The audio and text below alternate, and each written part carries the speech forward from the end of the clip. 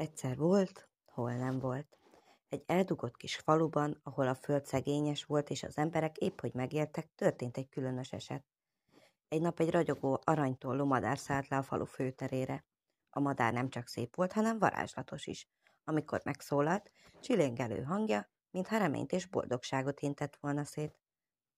A falusiak először félve közeledtek hozzá, de a madár barátságosan trillázott, mintha azt mondaná: ne féljetek, segíteni jöttem. A falu legidősebb embere, Ilonka néni úgy döntött, hogy a madár szavait értelmezve követik, amit mondani akar. A madár a csőrében egy kis magot hozott, és azt a földre helytette. Amikor a mag a talajba hullott, azonnal szárba csökkent, és gyönyörű búzakalász nőtt belőle, tele érett szemekkel.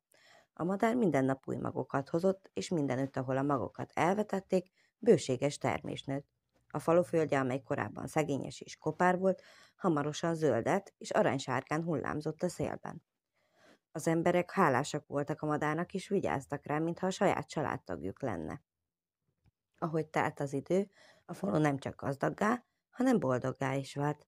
Az emberek megértették, hogy a bőség madara nem csak a teremtést, hanem a közösség erejét is elhozta nekik. Már nem csak a földjükről gondoskodtak, hanem egymásról is.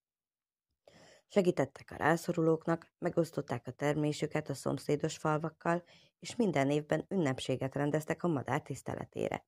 Egy nap a madár elrepült, de mielőtt eltűnt volna, az égbolt kékében utoljára trillázott.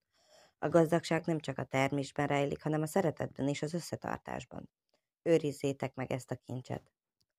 A falu ezután is virágzott, mert az emberek nem felejtették el a madár tanításait, és amikor valaki megkérdezte, hogy miért olyan boldogok, mindig azt válaszolták: mert megtanultuk, hogy az igazi bőség a szívünkben van.